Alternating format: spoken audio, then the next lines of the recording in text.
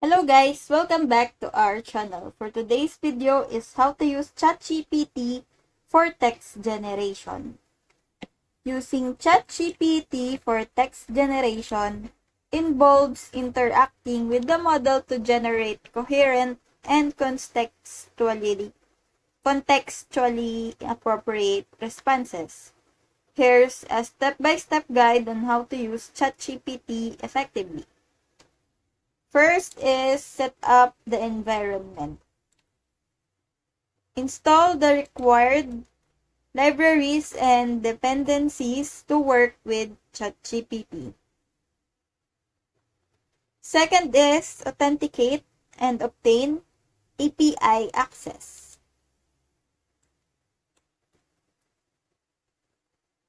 Sign up for an OpenAI account, obtain an API key, and authenticate your request. Third is construct a conversation. Prepare a conversation history by organizing a series of messages alternating between user and model messages.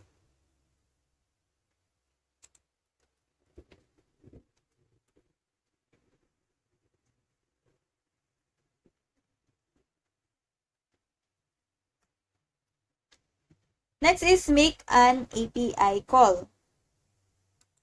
Use an OpenAI to send a request with the conversation history as input and retrieve the generated response.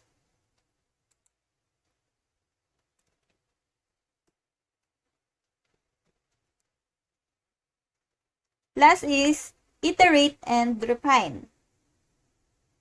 Evaluate and generate responses, gather feedback, and iterate on the conversation, prompts, or instruction to improve the quality of the text generated by ChatGPT.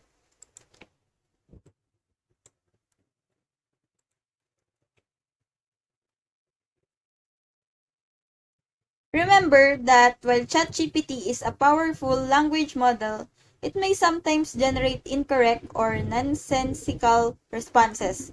It's essential to critically evaluate and validate the generated text, especially in sensitive or critical contexts. So that's it. I hope that you learned something and this video helps. And if you have any questions or comments, kindly put it in the comment section below and make sure to subscribe and like to our channel. Thanks!